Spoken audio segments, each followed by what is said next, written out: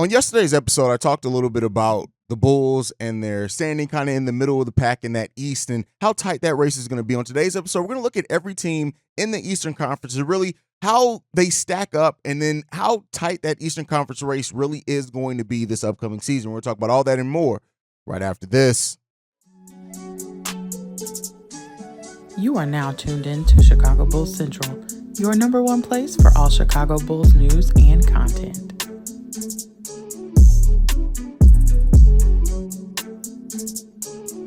What's going on, Bulls fans? Welcome to another episode of Chicago Bulls Central, your number one spot for everything Chicago Bulls related. I'm the host, Haize, but more importantly, you guys can follow the channel at Bulls Central Pod on every social media platform we happen to be on. With that being said, let's go ahead and get into the content for today. I want to talk today about the Eastern Conference as a whole, right?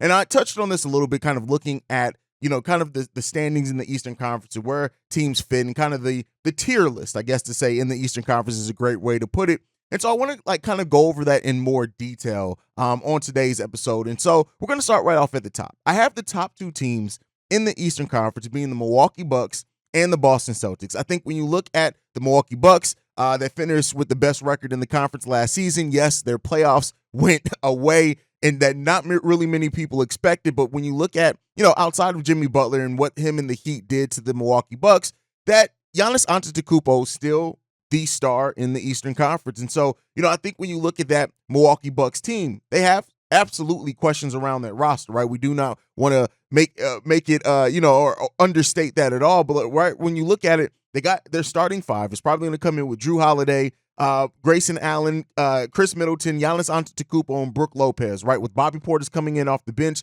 They also have Jay Crowder. Pat Connaughton is still there, right? Malik Beasley being one of the players off the bench is probably going to play a lot of minutes for them as well. And AJ Green, who is a player that I do think, I don't expect him to get a lot of minutes on the Milwaukee Bucks. I do expect him to get some spot minutes, right? When you look at it last year, he played in 35 games for them got about 9.9 minutes per game. But overall, the Milwaukee Bucks are a team that aren't probably going to go very deep into their roster, right? Marjan Beauchamp, again, I almost completely murdered his name. Beauchamp, as well as a player that I do think is going to get some minutes absolutely off the bench and kind of develop and be a nice kind of scoring punch at times for them off the bench as well. But the Milwaukee Bucks are still the number one team in the Eastern Conference for me. And I think the Bucks are going to be also motivated that we could see some moves coming from this roster this upcoming year because they're going to want to keep Giannis Antetokounmpo happy. And, with his comments this offseason, as much as he talked about how being able to compete for a championship is important for him to re-sign with the Milwaukee Bucks, don't overlook the chances that they make a move, right? Grayson Allen, who, reportedly they were listening to some deals on. They do have some picks they can move as well. They have some contracts they can move. So I do think that the Milwaukee Bucks are still the best team in the Eastern Conference, and they could be a team that's looking to make some moves to improve as well as that season goes on. Next up is the Boston Celtics, right? Signing Jaylen Brown to a supermax contract. Jason Tatum is going to be getting his as well. They added Kristaps Porzingis, who, yes, has had some very big injury concerns over the course of his career. He's really been more healthy, especially last year, than what he's been. And I think that, with the fact that he's not going to have a big part of the scoring load as well, even though we know that he can score, on top of that, he's really going to be able to come in and do the things that just fit his game. 23 points per game last season for Kristaps, 8.5 rebounds, 3 assists per game at almost 50% shooting from the field. He played in 65 games last season, which is the highest game total that he had since his second year in the league in 2016-17. So, of course, the Milwaukee Bucks are hoping that that relative health stays consistent for him and that he can still be that he can play in about 65 or more games next season. I also think, easing up some of that load off Al Horford is going to help that team as well. I think the Boston Celtics are going to be competing for the best record in the Eastern Conference and could very well get there, right? When you look at the Boston Celtics, starting Derek Wright at the point guard position is going to be a question for them there. What is Robert Williams the third and Time Lord? What does he do for that team now that, hopefully he can stay healthy? They have him and Kristaps, two players that, over the course of their career just haven't stayed very well healthy. But again, hoping that, you always have at least one of them out there as well. Malcolm Brogdon still the sixth man coming off the bench for them. So I still, the Boston Celtics are going to be a team that, even though we match up very well against the Boston Celtics, and we have since this version of the team has come together, you still have to look at that team as being one that, it's definitely miles and heads and shoulders above the rest of the Eastern Conference. And the next team that I'm going to go to, which I think surprised some people yesterday that I had this team ranked above the 76ers, that's the Cleveland Cavaliers, right? I think that the Cavs should have took care of business against the New York Knicks last year. They didn't. It is what it is. They're going to learn from it. But I think that when you look at this season and what they've added Max Strus, they've added Gorgie Nang, right? They drafted Emoni Bates, who we'll see how much Emoni Bates actually does play at the NBA level for that team. But they added 3-point threats to help stretch that floor and add some much-needed spacing. And then also when you look at the Cleveland Cavaliers, they are Evan Mobley really taking a leap away from, I think, being one of the better teams in the Eastern Conference. And so when you look at their starting five, right, you have Darius Garland, of course, Donovan Mitchell. I'm got Max Strus maybe being their starting small forward. I guess Isaac Okoro with his defense could still get in there, right? But Evan Mobley, Jared Allen, right, with Ricky Rubio coming off the bench, Karis LeVert coming off the bench for them as well. You got Nang and Damian Jones as well coming off the bench. So this team went out and added some things that they needed on this team. I think the biggest question that I have looking at this team is the Donovan Mitchell portion of it, right? He has a player option next year. And the question that I think that the Cleveland Cavaliers have to look at themselves is that if Donovan Mitchell, who has a player option for 2025-26, if he becomes a little disgruntled, do they end up moving him, right? And if they do end up moving him, what do they get back? And I think that they could feel more comfortable moving a Donovan Mitchell, even though they just traded for him last season, right? If Evan Mobley and others take that expected step. And so, we'll end up seeing with that, but that's something to kind of keep an eye on with that. And so this roster, I don't think is going to completely fall apart if Donovan Mitchell does decide to leave, right? Or request a trade or whatever else it is. But overall, the Cleveland Cavaliers are a team that I underrated last year, right? Coming into last season, in the offseason, the Cleveland Cavaliers are one of the teams that I just looked at and said, I don't know if I necessarily see them having the success in the Garland Mitchell backcourt working as well as they think on paper. Well, they proved me wrong. So I'm coming in them. They're in that next tier list as the third best team in the Eastern Conference. And then next up behind them, I have the 76ers. And this is a kind of a difficult one for me, right? I think that with James Harden on that team, if they decide to move him, will they not? Whatever happens there, it seems like the 76ers are in a place where they are more than willing to wait out James Harden, right? To keep him there and let him figure it out. And if that's the case, I wonder how rocky that season to go with them. When you have Joel Embiid, who's locked in until as a player option in the summer of 2026, so they have some time to kind of make sure that they get that roster right? And so, we'll see. I think that overall, when it comes down to it, is that, Joel Embiid could leave the Philadelphia 76ers, and what they do and how they pivot, if that happens, could be the story. And this season could be one that is a testing season for them. Doc Rivers is out. Nick Nurse is in, right? And when it comes down to it, the James Harden portion of it is one of the hardest things to kind of judge amongst these teams, because if he is moved, what do they get back? And the next team I'm going to talk about is a team that I think's right there with it as well, and that is the Miami Heat, right? Not that I think that they were finished fifth in the East. I honestly think that if this team doesn't make the trade for Dame Lillard, they're going to be pretty low in the standings. I honestly think that we could have a better record than the Miami Heat, depending on it. I think Pat Riley has set this team up for a big trade, and that trade being Dame Lillard. And if Dame Lillard is not traded, if he's not moved and brought to this team, I really think that this is going to be a team that's hard, that has a tough schedule and a tough go at it this upcoming season. I think that this is where we start getting to the area where the Chicago Bulls can make their move up into that 6, because the Miami Heat, listen, they lost a lot of key pieces to their team last year, and they really didn't restock them with a bunch of other talent, because I think overall they're hoping, willing, and wishing that the Dame Lillard portion of it comes. The Miami Heat had 44 wins last season. And when you look at that team having 44 wins with what they lost, right, you are now looking potentially at a starting lineup right now where you're what? Is it Kyle Lowry's your starting point guard, or Tyler Hero, right? You got Josh Richardson there, Kevin Love, who's aging. You still got Jimmy, and you still got Bam, which I think having those two players is going to help push your team, and they fit so seamlessly almost with any other matchup. But then you have Duncan Robinson coming off the bench. Caleb Martin still coming off the bench for them, right? Thomas Bryant, who they brought in. So there's some questions there. Now, I will say, even if this Miami Heat team doesn't make a move, right, Nikola Jovic, right, if he kind of steps up and steps into the role that kind of people envision that he could be, I think he's still a year off from being able to contribute at that level, but you never know. If he takes a much needed step in his development, you could see that, right? You could see that turn out to being that. But the Miami Heat are a team that I think could definitely struggle when it comes to this upcoming season.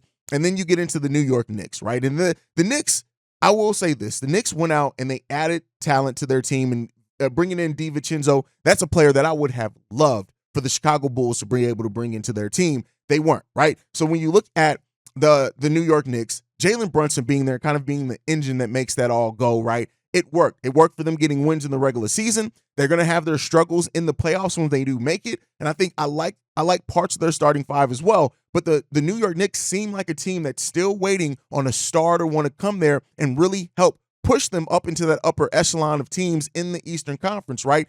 They did send out Obi Toppin, right? They brought in Dante DiVincenzo, as I said. But this is a team in the New York Knicks that has a lot of their own draft picks that they can still move, right? They have a lot of movable contracts. And so if a star does become available, the New York Knicks are in a position to where they could put together an offer. Now, that's going to have to take them being willing to move off some of their pieces. And it seems like, much like with the Bulls, they've been a team that has been hesitant to move off some of their own pieces, right? Whether it be an RJ Barrett, right? Whether it be a Julius Randle. But this could be the season that I think that we could see them make that move to move off some of those guys, if it means that they can get a true star in here to help pair with the Jalen Brunson. And I think Mitchell Robinson has his flaws, absolutely, but I think he understands what he brings as well. But this is where we get into the area where none of these teams put fear in my hearts. And I think that if the Bulls, with the additions that they've made, can start pushing into that sixth spot, right? Next up, when you look at, this is kind of where I put the Chicago Bulls. And yes, I'm a homer, so that plays a part into it as well.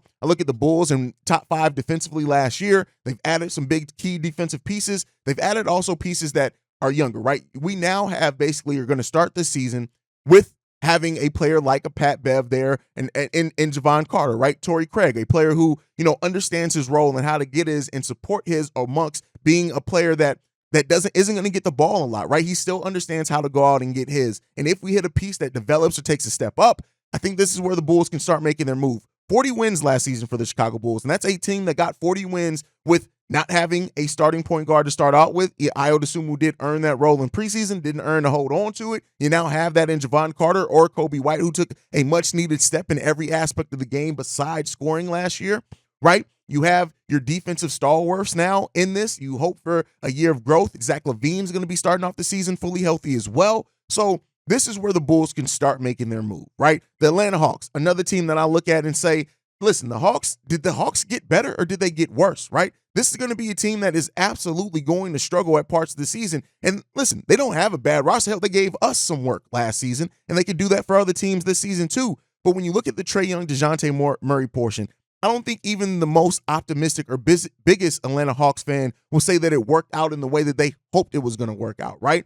You also have now, who's going to be your starting four? Is Sadiq Bey your starting four, right? That brings its own questions. Jalen Johnson's down there, right? You got Clint Capella, who I like, but reportedly the Hawks may be looking to move Clint Capella. So the Hawks are a team that I think is going to struggle this season and have their time. And, unless a year of continuity works out for them in a way that we don't necessarily see, that's another team that's going to struggle. The Brooklyn Nets are a talented team overall that I think's depth can push them as well to have some success this season. But, we get to see a full season of it now, right? Is Cam Johnson going to perform the way that he performed after the trade for a full season, right? Mikal Bridges, who I think is a player that could be in talk for most improved player of the year, but what's he going to shape up to, right? Ben Simmons, do they end up moving Ben Simmons? So a lot of questions also around that Brooklyn Nets team, but this is a team that I do think is going to be pushing for a play-in or playoff spot. Absolutely. And then you get to the Toronto Raptors. And this is a team that it's always hard to gauge the Toronto Raptors because, listen, 41 wins last season did the Toronto Raptors have.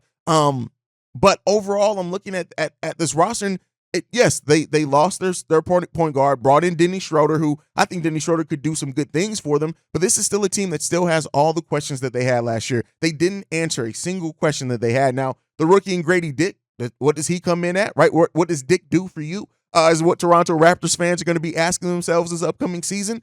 And overall, I think that this is a team, again, that's poised to make a move, that is in a position to make a fairly big move if they're willing to move off their assets. But again, you still have to put them in the question marks of the Eastern Conference because of that, because guess what? Those moves have not come as of yet. And so this is still a roster that has tons of questions all up and down it. And then lastly, the Indiana Pacers, right? And that's not to overlook. And in this, I'm not going to talk about the Pistons. I'm not going to talk about the Hornets. I'm not going to talk about the Orlando Magic. I'm not going to talk about the Wizards. Those are teams that, while they do have talented pieces, I don't necessarily see making a drastic push for the playoffs. I would love to be wrong on that, especially with the Hornets, as I like a lot of their roster, but we'll see. But the Indiana Pacers are the team that has the biggest chance to kind of disrupt what I think happened in the Eastern Conference last season. When you look at Tyrese Halliburton being a star, right, and maybe still taking another step, Benedict Mathurin, who's probably going to be a day one starter for you now rather than coming off the bench, how does he build up his game? And Buddy Hield played really good for that team last year. And then you have potentially at that starting four either Jerace Walker or Obi Toppin. I think both those players can play off pretty good for them. And then Miles Turner, Jalen Smith being at that center position. They still got TJ McConnell, who's a solid defensive player. Nimbrand, who's there as well. They brought in Bruce Brown, who is riding off an NBA title win. I look at the Indiana Pacers, and I think that this is a team that, even though did not make the play-in last year, I think that they are absolutely going to make the play-in this year. Who does that push out? Let's hope it's not the Chicago Bulls, right? And that's where it comes down to with the Chicago Bulls team, is that they, having health, having the brand of defense, having a healthy Zach LaVine, having hopefully a player that takes a step, if not a leap, in one of our young core players, it really could help the Chicago Bulls really miss or avoid that play-in tournament. But even if they get in that play-in tournament, I do think that this is a team that is going to be much improved this season. But let me know what you guys, the state of the Eastern Conference, wanted to go over it. Do you guys agree kind of with my ranking and tier list? Do you think that there are any teams that I overlooked that could have a big chance to really kind of disrupt what I think may happen in the Eastern Conference? Let me know all that down below. Otherwise, thank you so much for tuning into another episode of Chicago Bulls Central. Make sure you guys are following the channel at Bulls Central Pod on every social media platform. You can also send us any feedback, questions, comments, concerns, bullcentralpod@gmail.com. Lastly, if you want to leave a text message and our voicemail for our mailbag, the number to do so, 773-270-2799. We are the number one spot for everything Chicago Bulls related, thanks to you guys. And like I like to end every episode on, go Bulls. Love you guys. See red if you can, y'all. Peace. This has been a presentation of the Break Media.